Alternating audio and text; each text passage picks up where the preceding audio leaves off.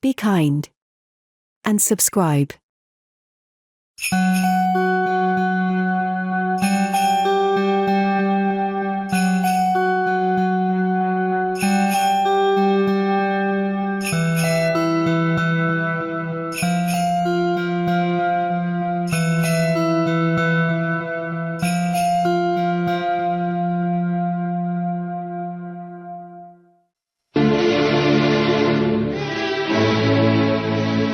A very special event is coming your way.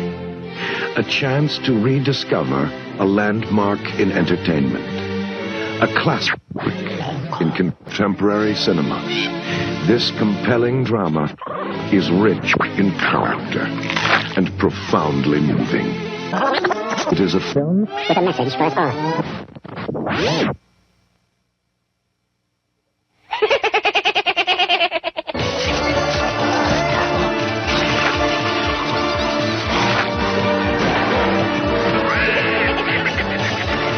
Gremlins are back. So get to a theater near you before they do.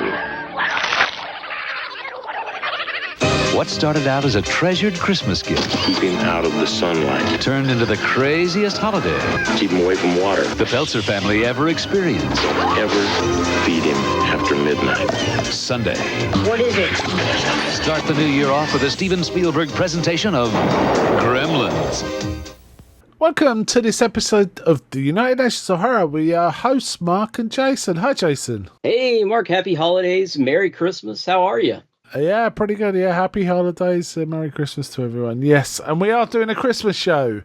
And something it's kind of unbelievable we never covered. Because I was looking in obscure corners for Christmas films we could cover, and then suddenly you mentioned Gremlins, and I realised we had never covered it. So we thought we would tonight. And last Christmas I did actually buy it. Just after Christmas I did buy the 4K, so I actually watched it in 4K, so that was pretty cool. I mean, it wasn't a brilliant transfer because it's always been a kind of hazy film. It was filmed that way, right? I mean, there's a certain the original to it. The original's always been that way. It was like that at the cinema too, and that's fine. It was good enough, you know. It was pretty good. I quite enjoyed it. I'm a big fan of Joe Dante generally, and the more years pass, the more I like Joe Dante's sort of early films and later films. In fact, you know, we got The Howling as well. Gremlins is probably his big one, right? I should imagine in most people's I think so. mind. But, you know, I really like Gremlins 2, of course, and The Howling. The Howling is the other big one, I'd say. That is a big one. But he made some in a kind of similar space to, say, Gremlins and Gremlins 2. Like Explorers is kind of similar in some ways to Gremlins 2. And there's also Small Soldiers, which is definitely Gremlins-like as well. And also Looney Tunes Back in Action, which is a perfect fit for him. He loves a bit of basically Looney Tunes kind of stuff, as it appears in Gremlins and Gremlins too, right? So, yeah. Yeah, you can definitely tell he's a Looney Tunes kind of guy. Yeah. Which, hey, you know, I feel like we all are to an extent, you know? Yeah. Now, this is an interesting film in terms of release dates, because in the UK, this actually came out the same day as Ghostbusters. And it was December the 7th, 1984. Man. But I believe in America it came out like, I don't know, August or something?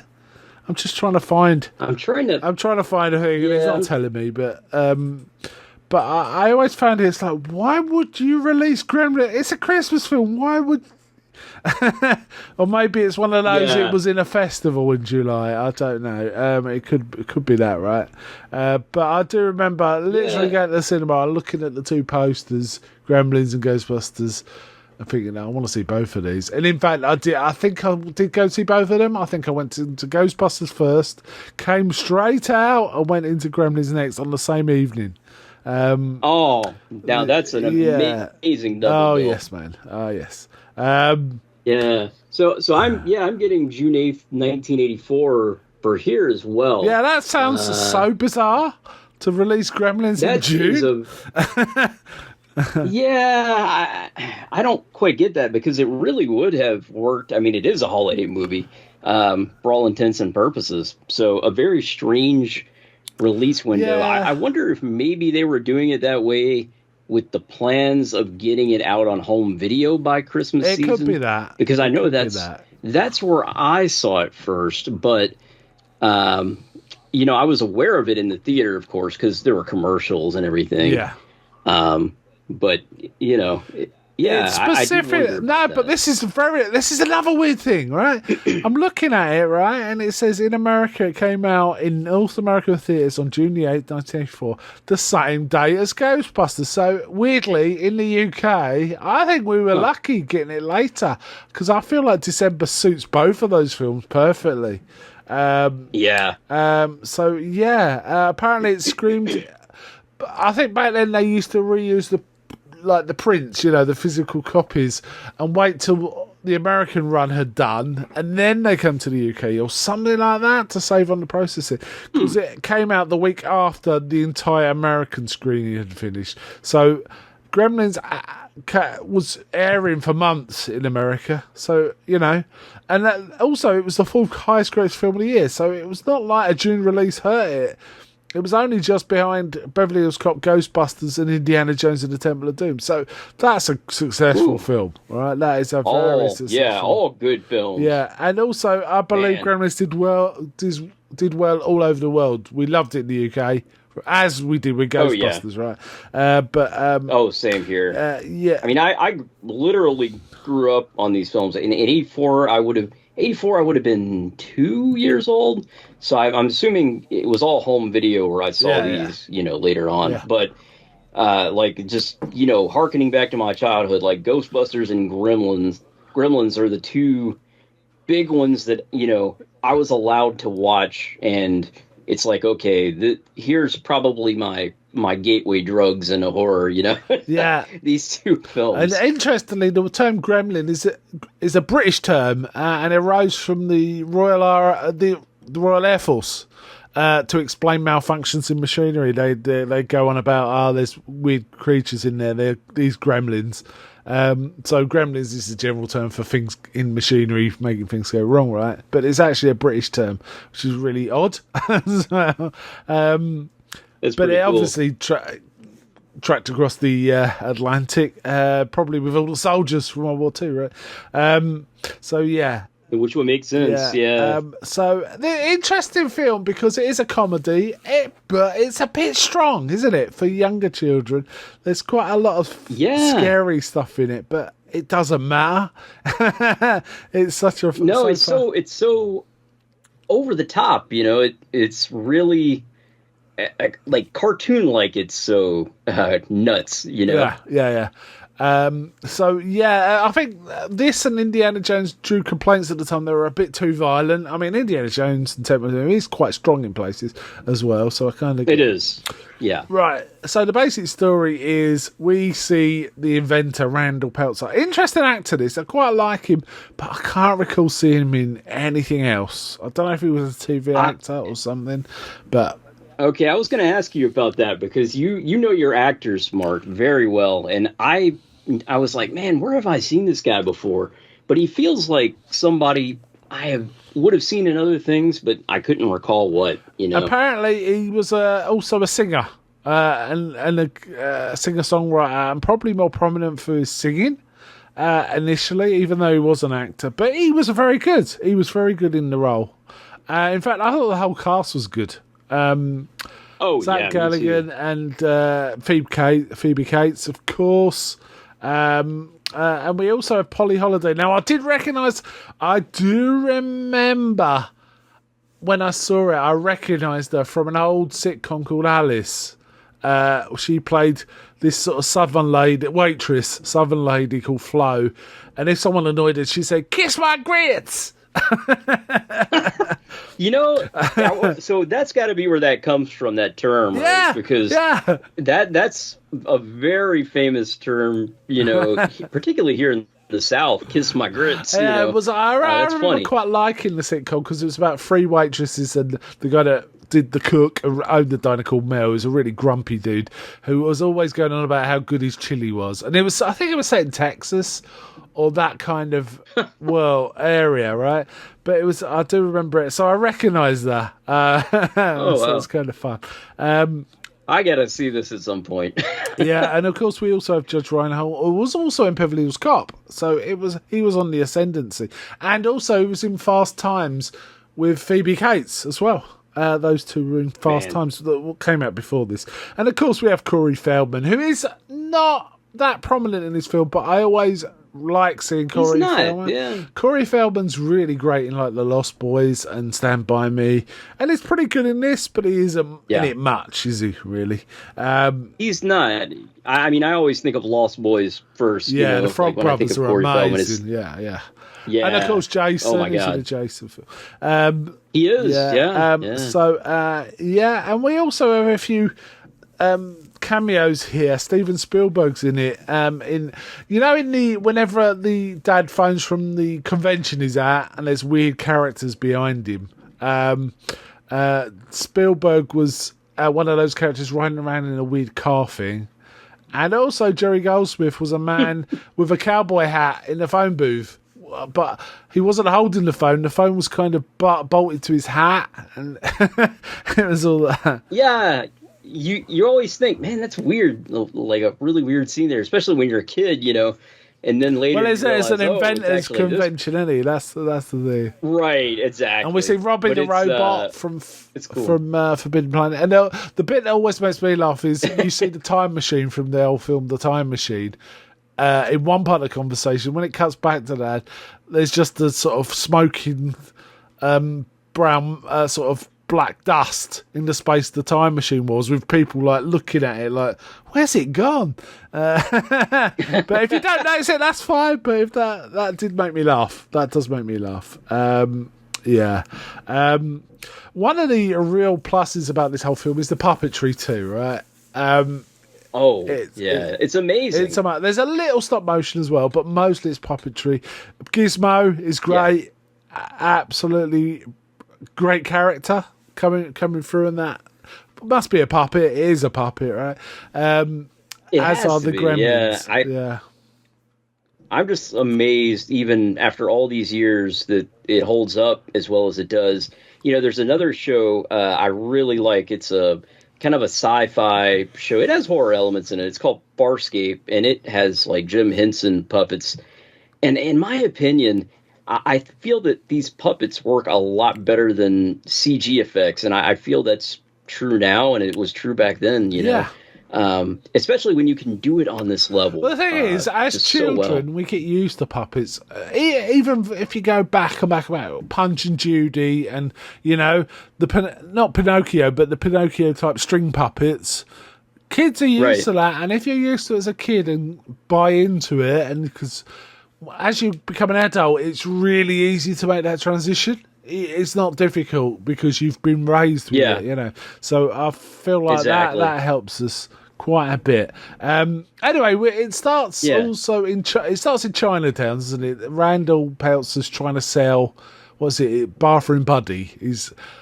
All his inventions are terrible, aren't they? They never work properly. But it's got the Bathroom Buddy, which has got a razor and a toothpaste and all this. He's trying to sell it, and basically he hears this like chirruping, this kind of noise, and it's a mogwai. Apparently mogwai is Cantonese for devil. How about that?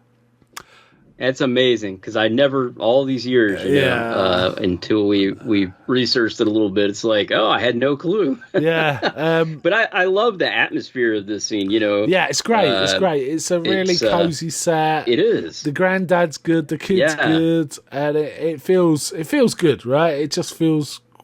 It does. Good. And basically, he manages to. He wants to buy the mogwai, but the grandpa says there's too much responsibility. I will not sell it at any price. But the kid does sell it to him, and we get a kind of goofy voiceover which doesn't sound like the kid who was in the scene, saying you can't expose him to sunlight. You can't get water on him, and whatever you do, never ever feed him after midnight. Yeah, that's the key. Don't feed him after Yeah, midnight. which is interesting because in Gremlins 2 they take the mickey out of that. Goes, oh, what happens if you feed them when you're crossing time zones? Which I feel like is Joe Dante's response in Gremlins 2 to all the people that raised these issues when Gremlins came out. He's kind of throwing it back at them by introducing it as dialogue. That did make me laugh. Yeah. So basically, it's Billy's Christmas present. We also get introduced to Billy as like working at as a bank teller with his dog. What's his dog called? But it begins with B as well, doesn't it? Ah, that's so annoying. Oh man. Barney, yeah. Barney the dog. That's it. Barney the dog. Yeah. Who has apparently nipped or destroyed something of this horrible widow, Mrs. Deagle, who's played by the lady that played Flo from Alice, I've just mentioned. And she basically says, give him me, I'll have him put down, he won't feel a thing and all this. But old Barney won't have any of it and sort of jumps out and sort of grabs her coat. And she starts putting on how poorly she is and how her heart's weak and all this, doesn't she? And all that kind of business. She does. Anyway, Pa returns and we see the Mogwai. It's brilliant. It's brilliant. This is such a great sort of character, Gizmo. Yeah, especially if you're a kid, you're just like, oh man, like I want a pet like that. You know, I think every kid wants a gizmo, which I mean, great opportunity to make figures, dolls, all that kind of thing. Yeah. Because when you're a kid, you're like, yeah, that's my next pet. Yeah, it's very much like a real thing. I guess Furbies were inspired by this, weren't they? They're very, very to be very yeah. Similar. Oh yeah. And then Billy's friend. Now, this is totally fine within the context of the film. You don't even question it. But it is odd that a 20-something man has got a 12-year-old friend. Yeah, they're into the same things. It's fine. It's fine. I think back to those times, and that wasn't so uncommon back then, really. Like, I mean, I remember, my cousin was a lot older than I was, and I would often hang out with him. Yeah, it's all right with cousins. I I think that's perfectly fine. That does still happen with cousins and that. With family, but even neighbors and things like that back then, just a different time, I think. Yeah. Now, so he's playing notes on a little piano, isn't he? And Gizmo's copying it and also correcting him when he hits the wrong notes, which is fun. But Billy, played by Corey Feldman, accidentally spills some like water from like an art. He's got brushes, his paint brushes, on him, and these little tufts of fur come shooting out and grow into full-size other Mogwais, including one who's got a little mohawk they call Stripe. It's like probably the meanest of the ones that come out of Gizmo. Gizmo's poorly after this. He's almost like he's got a cold, isn't he? He's not well after the water's hit him. So Billy's a bit freaked out, and he actually goes back to his high school teacher and says, "Look, what's this?" And actually drops water on one he takes him. So the teacher's got his own Mogwai to sort of start experimenting with. And I don't mean that in a mean way. I mean, he's just examining it. He's taking blood samples and trying to examine what's going on there because he's never seen anything like it. Right. He seems very interested for sure. He's like, what is this? But I love how kind of accepting everyone is of Gizmo. They're like, oh, I've never seen this creature before. Oh, it's fine. Words. It can talk and everything.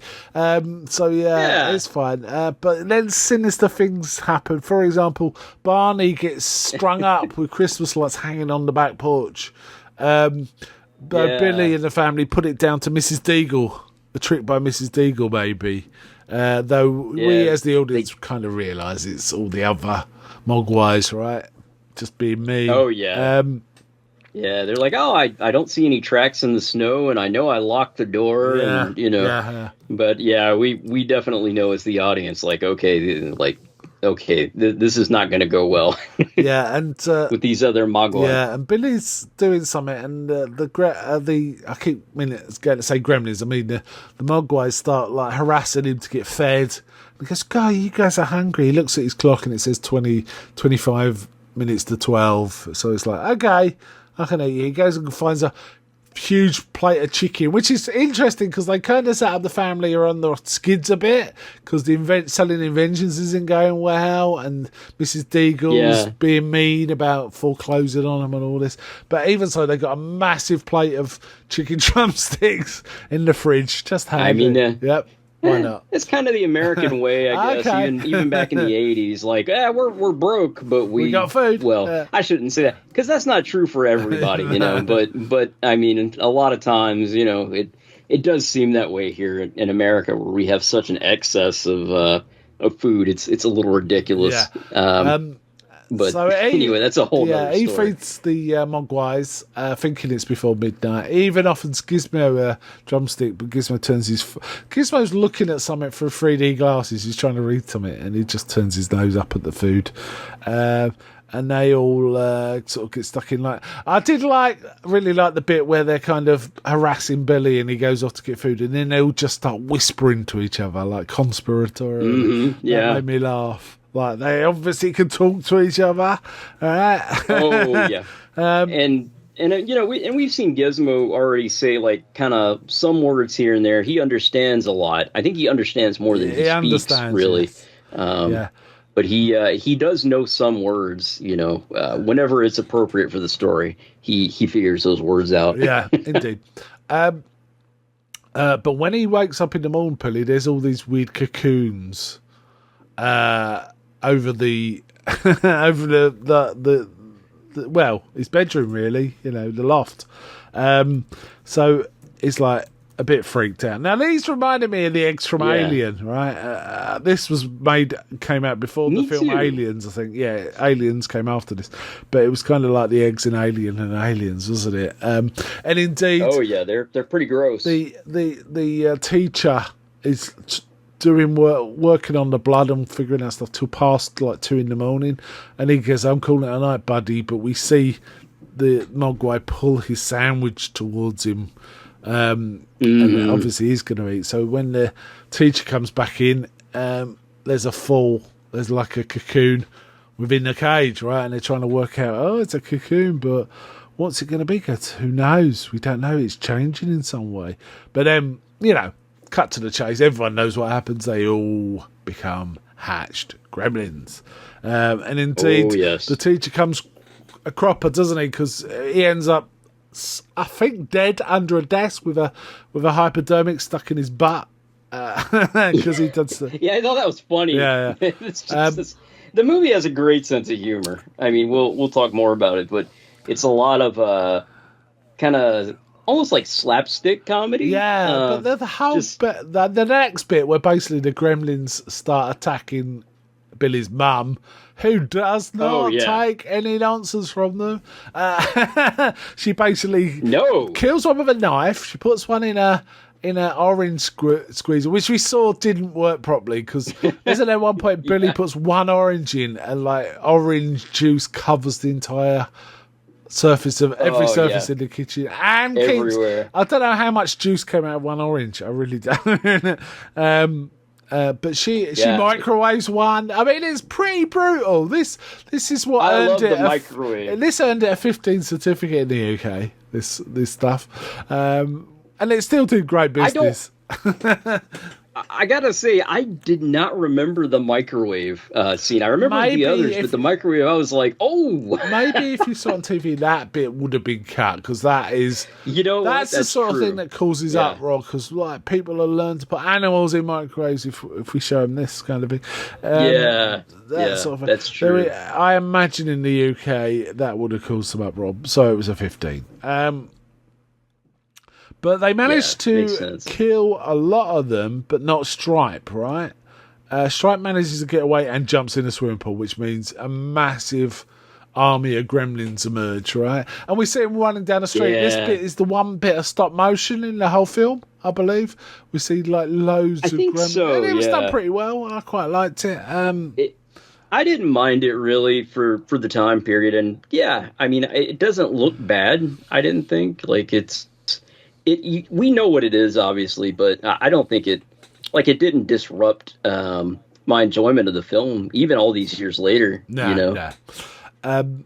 But then, I mean, the whole film pretty much turned over to Gremlin shenanigans from that point, right? So I think we probably have a good 45 minutes or even longer, perhaps, of various Gremlin shenanigans, them disrupting stuff. Mrs. Deagle comes a cropper.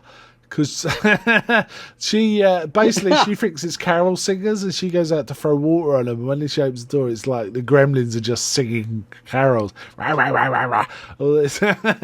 And she, it's so great. Yeah, man. there's a touch of like them interfering with the machinery, which goes back to their name, Gremlins. But man, she gets the old army veteran. That they fiddle with her stair lift, don't they? So she basically goes super powered and gets shot through a window into the snow. And the police... It's so satisfying. Billy does go and talk to the police, but they just laugh. I did like these two cops. They made me laugh, especially the deputy. He's just giggling away. Yeah. They've obviously had a few drinks. And they're just... Oh, yeah, you see him pouring booze in his eggnog, which made me laugh a lot, actually. Yeah. So it's like, the holidays have begun for them a little early. Yeah. Yeah, and just the small town cops, it's like, okay, like having come from a small town myself, like I can see this for sure. Yeah. I mean, it did evoke both like Back to the Future. Or did Back to the Future come after this? It's a really similar town though. And also, it is, Bedford Falls in It's a Wonderful Life. It was that kind of town, and this was called Kingston Falls, wasn't it? Kingston Falls. Like almost like your perfect little town, that you grew up in. Yeah, thinking about it, Back to the Future came out after this, didn't it? 85. So, Yeah, you're right. But it's that kind of cozy, Amblin, Spielberg-esque. I mean, this is produced by Spielberg, as was Back to the Future. Some great films he produced, as well as being a great director. We were so spoiled in the 80s and 90s, Yeah, so we get a lot. Had all these great films. We did, yeah, it was great. We get some quite extended scenes of Gremlins up to Gremlin stuff. The bar made me laugh. Phoebe Cates' character, Kate, in the bar trying to bartend all the Gremlins, and they're just being an absolute nightmare, shooting each other, playing cards, they're all cheating, they're getting drunk, they're smoking. One Gremlin's got about 5 cigarettes in his mouth at once, and Kate realises when she tries to light the cigarettes, it sort of shies back that its light bothers them, so she grabs a Polaroid and starts using a Polaroid and driving them back so she can get out of there, and Billy turns up too. But that bar scene, there was break dancing, there was all sorts. Apparently that took quite a while to film, and Joe Dante just had a whiteboard up asking the crew and everyone, any ideas for this, got any suggestions, and their suggestions were taken on board and then incorporated into the shenanigans of the Gremlins. Probably the most extended, just pure Gremlins scene in the whole film, right? And I have to say, I think it's my favorite scene of the movie, to be honest with you, Mark. It's so fun. It is fun. And indeed, Gremlins 2 is basically that scene turned into most of the movie, isn't it? It is. It is. So we also get Billy and Kate manage to get somewhere quiet, and then we get the really weird bit where Kate talks about her father getting stuck up the chimney dressed as Santa Claus, which is such a weird scene. It just made me laugh. They kind of make fun of it in the second one. Like, I mean, obviously I think they make fun of it in the first one, to be honest. Oh, do you think? Yeah, I mean, it does kind of feel like that, doesn't it? Like, I'm wondering what were they trying to satire something specific, maybe, or I don't know. Yeah, I couldn't figure it out. Yeah.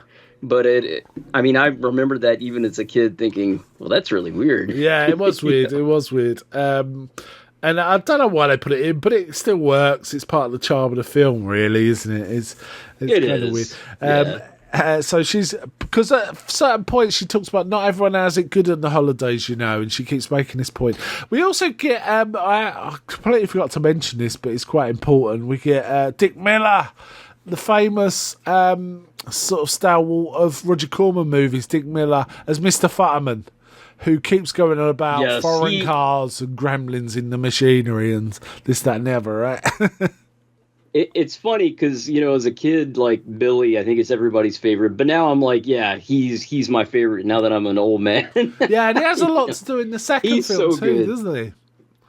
He does. I was so happy they brought him back. Yeah, and he thinks he saw them in the first film. We thought he was having some sort of hallucination, but in the second film, he affirms to him that he hasn't lost his mind or anything. They were real, and he does not mind fighting back whatsoever. I like his wife. She's like, "Oh yeah, you're not seeing. I see it too." You know. Yeah, his wife is really funny. Yeah. Oh, Mary, and all this, and well, at one point the TV goes wrong, and he's really annoyed about it. He says, "Damn cheap set. Should have bought an American set," and all this. But basically, the gremlins are swinging from his aerial and things like that. That's what's going on. Because they're not. It's weird. They're not entirely malicious. They just want to have a good time, right? They're little id monsters, basically. Yeah. Absolutely. So they're not. I mean, Stripe is the only one that's specifically malicious, I think. But even he doesn't care. The rest are like crazy college kids almost, you know, just like, we gotta go bar hopping, man, you know. And they're a little bit out of control. But yeah, Stripe is the evil. He's the bad gremlin of all of them, you know. And it is what made me laugh is at one point that Billy and Kate go out into the town and all the gremlins have disappeared. And goes, what's going on? Where are they? And they realise they're all in the movie theatre, and they somehow manage to figure out how to turn this projector on, even though they don't really know how to work anything. And they get Snow White playing, and they actually start playing Snow White and all the gremlins are singing. Like, this was amazing. When we have the full auditorium full of gremlins, it reminded me of the beginning of the Muppet Show. Really, you know, when we've seen the entire audience. It was kind of they're all singing. Hi ho, and all. And it was funny because I actually watched Snow White like a week ago, not deliberately. It's just I happened to watch it. That's it's funny. Really funny. But they loved it. Oh yeah, they're like little kids almost in that. Like, okay, they're actually paying attention to this. Yeah. You know, but otherwise they're crazy. Right? Yeah. So Kate and Billy set up. Basically, they open a gas valve at the back of the theatre, and he throws down a lighted sort of piece of paper, and they leg it out. But Stripe just happens to be across the road, breaking into a department store to get food. Doesn't he? He's the only one. All the rest of the gremlins are in the they get blown the hell out of. So basically, Stripe's there. Oh, yeah, big time. We should have mentioned Gizmo's in all this as well. He's kind of around, and he's in the department store too. He spends a lot of time in Billy's backpack. Yeah, and also hiding. I guess, and also yeah, because they're the gremlins are so mean to him. Yeah. I mean, as a kid, you're like, you feel terrible for him because he's essentially bullied by these other, these gremlins, you know. Yeah, and funny enough, he has it basically in Gremlins 2, you see Gizmo's had enough and he turns into Rambo. Yes. He's been watching Rambo so he turns into Rambo, which is amazing. Yeah, he's like us. He loves TV. He loves movies, you know, so... I should mention that he was watching a film with Clark Gable as a racing driver right near the beginning, and he loved going vroom, vroom, vroom, pretending he was driving. And at one point, he does actually drive around in a toy car, through this department store, right? And that is funny too. Oh, I love it. Yeah. I love it. Yeah. So in the end, all the gremlins except Stripe are blown up. Stripe is in a department store, which Billy goes into, but Stripe's gone murderous, right? Billy picks up a baseball bat to try and protect himself, but Stripe turns up with a chainsaw, which is pretty scary. This must have been quite scary for younger kids, this bit, because he basically attacks him with a chainsaw, and it's kind of slowly getting through the bat. And so at some point that bat's going to break through and there'll be no stopping the chainsaw then. But luckily, what happens? He gets a flash of light, doesn't it? Or does Kate do a camera? I can't remember now. she goes and she is able to hit the breakers and turns the lights on, and that makes him like retreat, you know. And he falls back, and the chainsaw basically drags him away, doesn't it? It literally pulls him to another part of the store. But he does find a fountain, and he gets a handgun from somewhere too, and he's shooting at Gizmo at one point. He's like ducking off, but he jumps up on the shower. Yeah, it's a little crazy. He jumps up on the fountain, and we see eggs starting to spawn on his back. But Gizmo manages to work out the skylights above him. And it's a bit like, there's a scene like this in Dracula, isn't there? Horror Dracula, where Van Helsing pulls the curtain. Indeed, yeah. Well, Gizmo opens the skylight and basically Stripe starts to disintegrate, melt and stuff, right? Yeah. The morning sun floods in. Yeah. So that's it. You know, it is really quite Dracula-like. I didn't think of that, Mark, but yeah. Yeah, and then the news reports are there's been some sort of accident in the town, and the whole town's gone to, it's gone bad, or things have gone wrong. But as they're in the news, the old Chinese man from the store visits the family. I think I don't actually say this, but we saw Randall give him his business card right at the beginning of the film, right? So that's his way of also finding the address, I guess. He criticises, like, you guys are not ready for this. You're not responsible. And Gizmo wants to say bye-bye to Billy. And we get quite a sad, touching scene, don't we? Gizmo says, bye-bye, Billy, and all this. That scene, even as a kid, that scene got me. You know? And it still does even now. It's a bit like the end of E.T. or something, right? It's that kind of vibe, right? They definitely were focusing on that, yeah.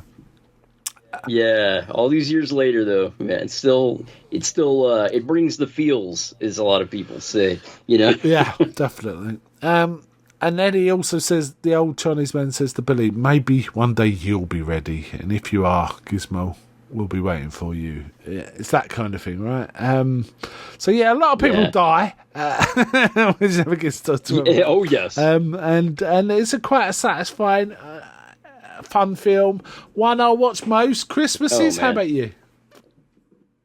You know, it's been so many years since I've seen this. Well, you know what? I say that it's probably been maybe about 4 since I've seen it, but. It is one that I enjoy watching around the holidays for sure. It's just, it's so nostalgic, and we live in such a nostalgic world anyway nowadays. But when you can go back and watch this, and when you're a kid too, watching this, it's like that all that chaos going on just appeals to you so much when you're a young one. Yeah. And of course, I mean, I've never totally grown up anyway, so. So as a 42-year-old man, it still appeals to me just as much. Yeah. This is quite a charming, appealing film. I have watched it. I thought I'd had a break. I thought I hadn't watched it last year, but I checked my letterboxd, and I've watched it every year for at least 5 years. In the last 5 years. Great. I had plenty of times. I must have seen this film about 20 times, I reckon. Something like that. I probably have too over the years. It's one of those films that's just so rewatchable, like endlessly rewatchable. I don't know, man. There's just something really special, particularly about the first one. Yeah.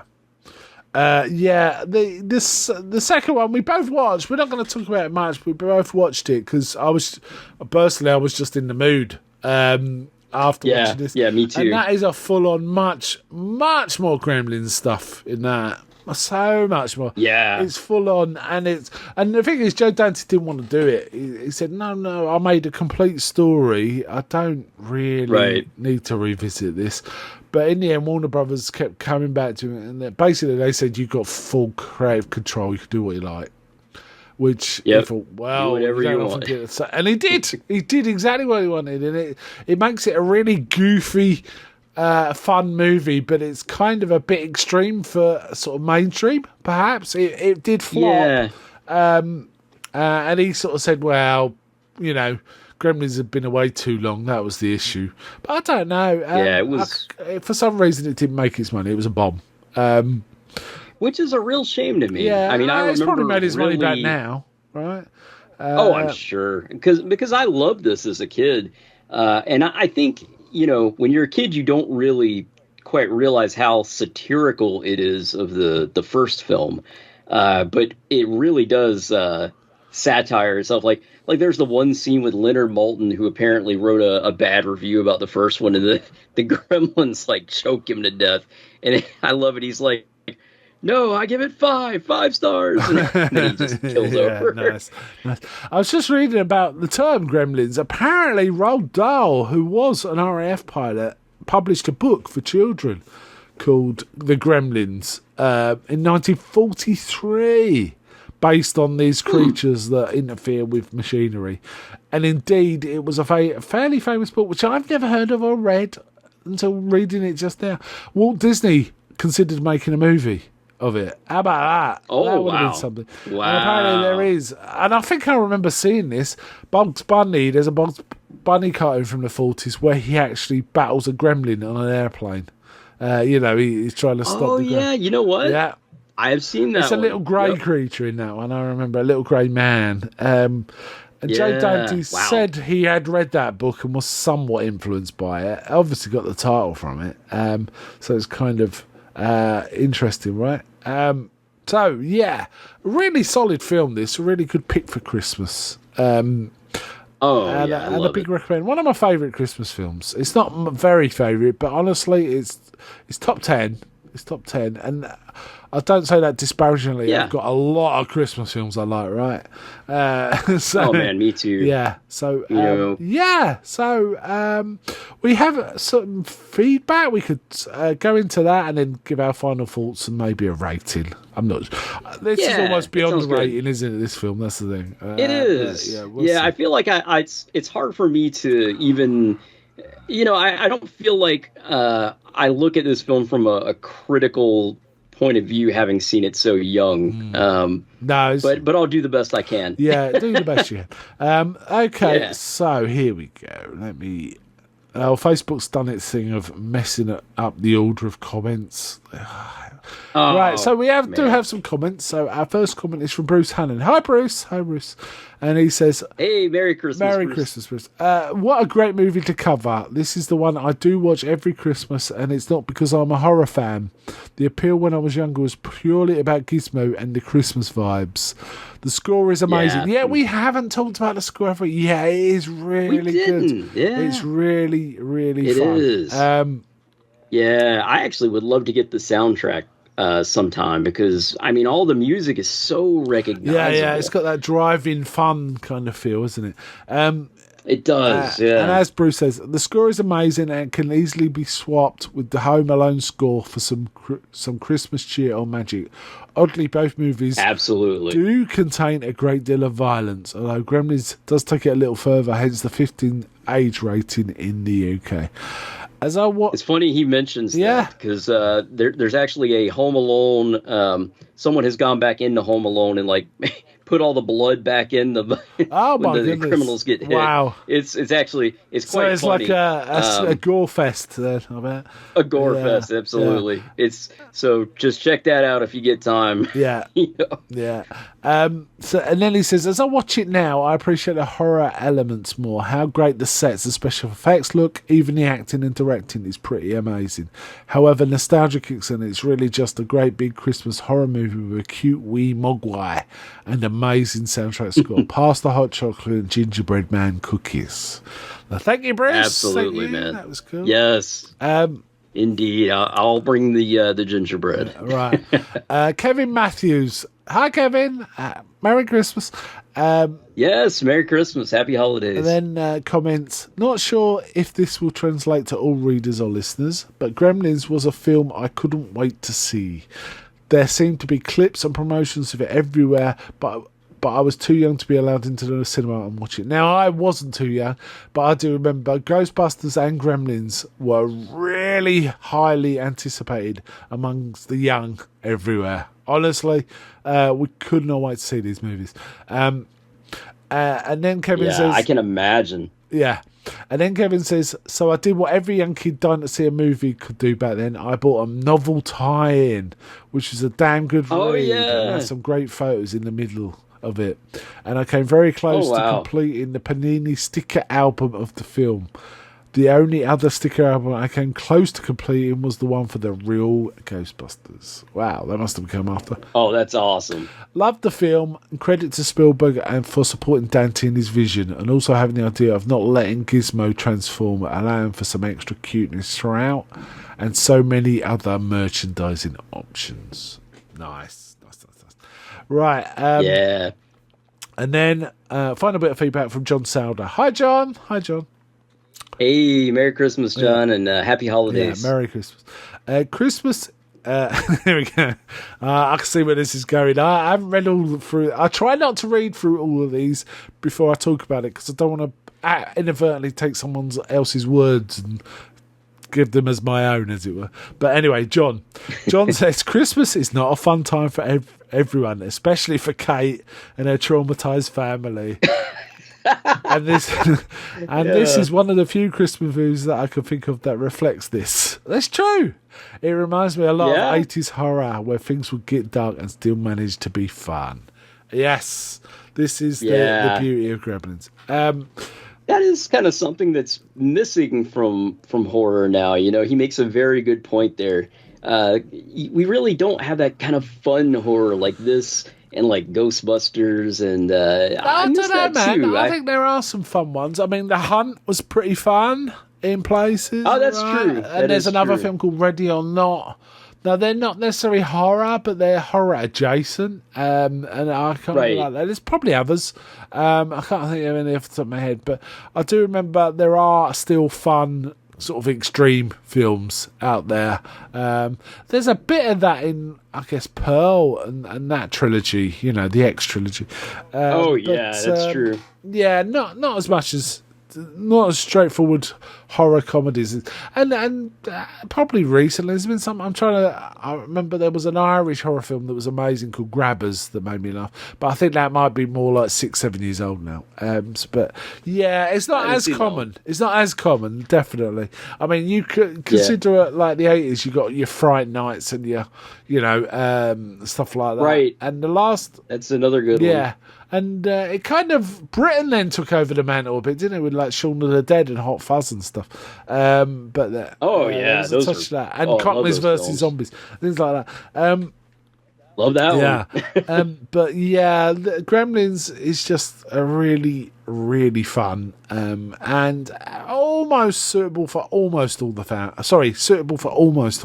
Maybe not so much the very young, but it's a really fun, happy, laugh along kind of film. So yeah. Oh yeah. Right, shall we try and rate this?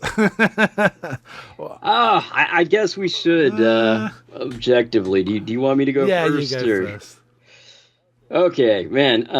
It is very hard to be objective here because, again, nostalgia. I think everyone gets high on the nostalgia. So I still love this one, and it really holds up well for me. But I feel like even being objective, it still holds up very well and is a lot of fun. Yeah, it's extremely rewatchable, isn't it? That's the thing.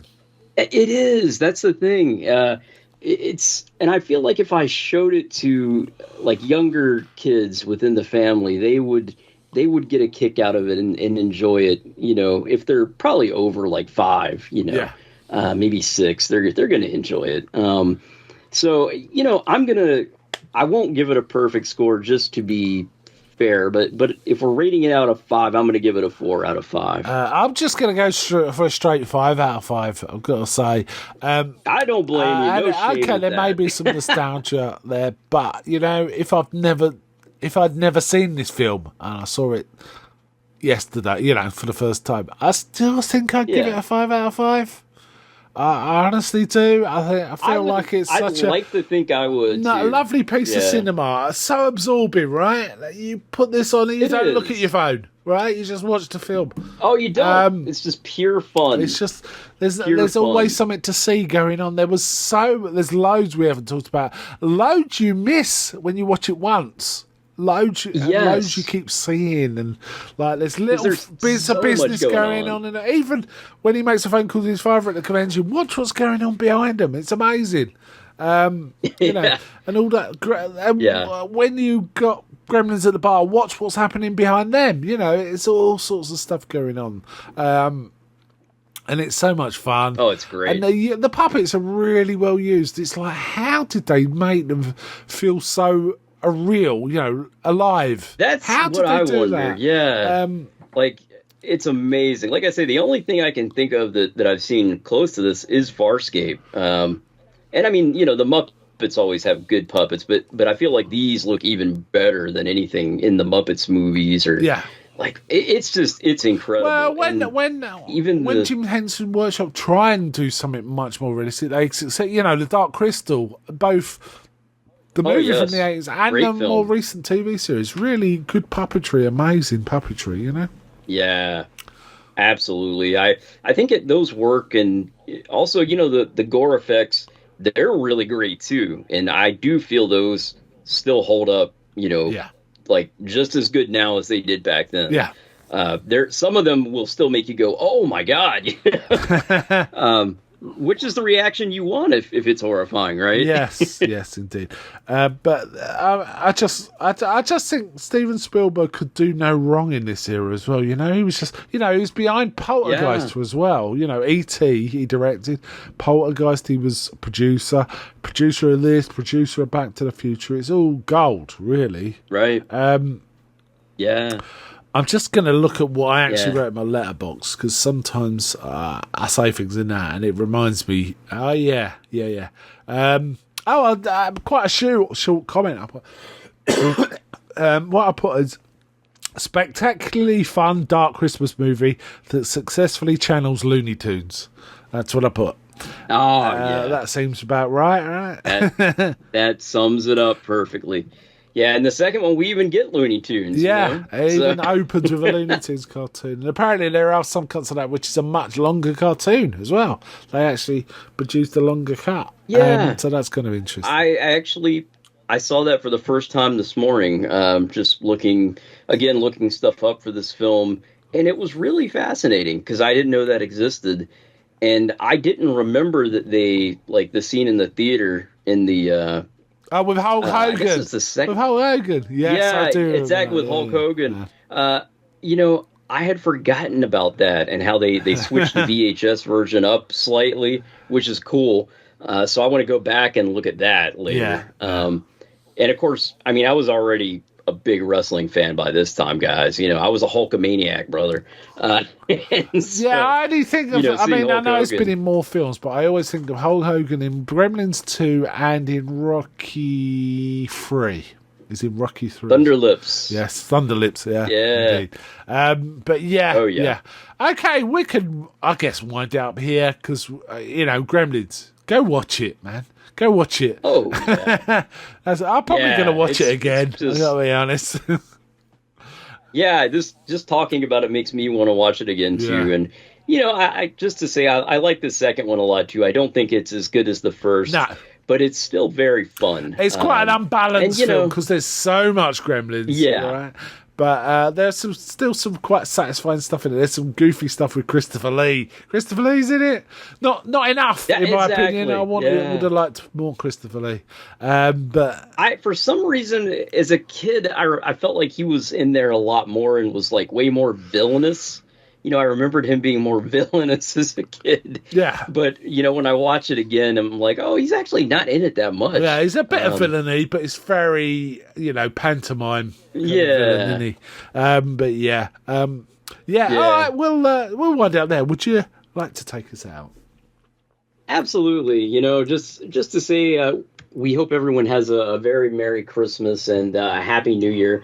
And we're going to be back in January. I don't know what we're going to do yet, but there's always more wonderful horror to cover, right, Mark? Oh yeah, plenty. Plenty. Well, I think it's something. Maybe we'll try and be a little more ambitious and come up with some sort of plan. Because at the minute we pick what we want, right? Which is kind of cool. But a series might be due. Mind you, we did do Final Destination. You know, we have done our series, so that's fair, true. isn't it? That's true. Right. Any suggestions anyone has, let us know. Yeah, I might put out something about that. Yes. Yeah, definitely. But thanks for listening, everyone. We really appreciate it. You can find us wherever you download podcasts, including Spotify and iTunes. We're also on YouTube with the video version of the podcast. So check that out. You can find it on youtube.com/@United Nations of Horror, all one word. And also, as we said earlier, come hang out with us and give us suggestions on our Facebook page. We're still on Facebook after all these years, believe it or not. And we're a small community, but just go and type in United Nations of Horror and you'll find our little group. And, one of us, as we always say. Yeah, one Mark, of us, indeed. come join us.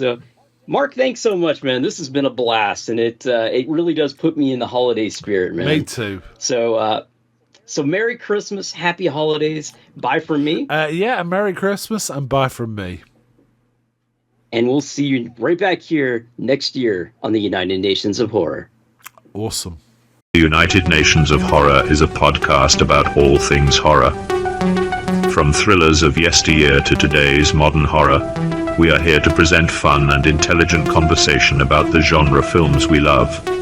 Join us and please help spread the word about the United Nations of Horror podcast and videocast to horror fans across the globe. Find the podcast on all fine podcasting services.